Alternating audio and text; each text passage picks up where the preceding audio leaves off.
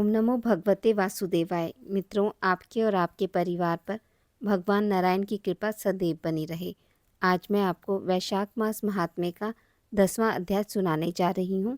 चलिए शुरू करते हैं। भगवान नारायण नरश्रेष्ठ नर, देवी सरस्वती तथा महर्षि वेदव्यास को नमस्कार करके भगवान की विजय कथा से परिपूर्ण इतिहास, पुराण आदि का पाठ करना चाहिए। सूत जी कहते हैं, राजा अम्बरीश ने परम श्रेष्ठी ब्रह्मा के पुत्र देवर्षि नारद से पुण्य में वैशाख मास का महात्म्य इस प्रकार पूछा।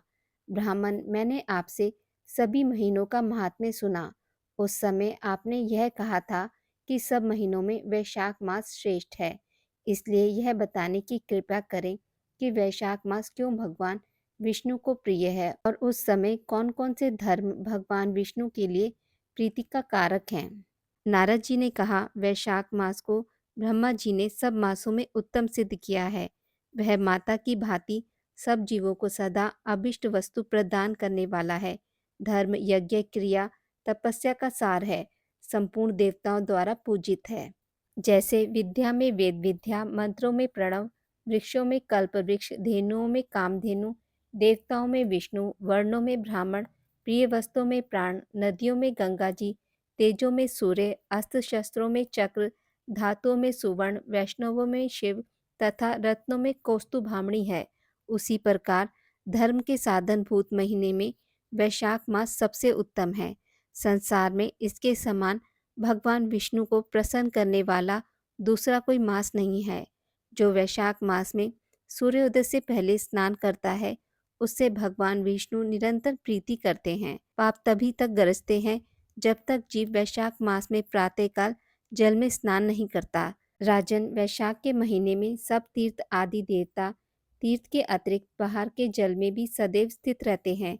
भगवान विष्णु की आज्ञा से मनुष्य का कल्याण करने के लिए वे सूर्योदय से लेकर 6 दंड के भीतर वहीं मौजूद रहते हैं। वैशाख के समान कोई मास नहीं है। सतयुग के समान कोई युग नहीं है। वेद के समान कोई शास्त्र नहीं है और गंगा जी के समान कोई तीर्थ नहीं है। जल के समान दान नहीं है। खेती के समान धन नहीं है और जीवन से बढ़कर कोई लाभ नहीं है। उपवास के समान कोई तप नहीं है। दान से बढ़कर कोई सुख नहीं है। दया के समान धर्म नहीं, धर्म के समान मित्र नहीं, सत्य के समान यश नहीं, आरोग्य के समान उन्नति नहीं, भगवान विष्णु से बढ़कर कोई रक्षक नहीं और वैशाख मास के समान संसार में कोई पवित्र मास नहीं, ऐसा विद्वान पुरुषों का मत है। वैशाख श्रेष्ठ मास है और शेषाई भगवान विष्णु को सदा प्रिय है। सब दानों से जो पुण्य होता है और सब तीर्थों से जो फल होता है, उसी को मनुष्य वैशाख मास में केवल जल दान करके प्राप्त कर लेता है। जो जल दान में असमर्थ है, ऐसे ऐश्वर्य की अभिलाषा रखने वाले पुरुषों को उचित है कि वह दूसरों को प्रबोध करें, दूसरों को जल दान का महत्व समझावें।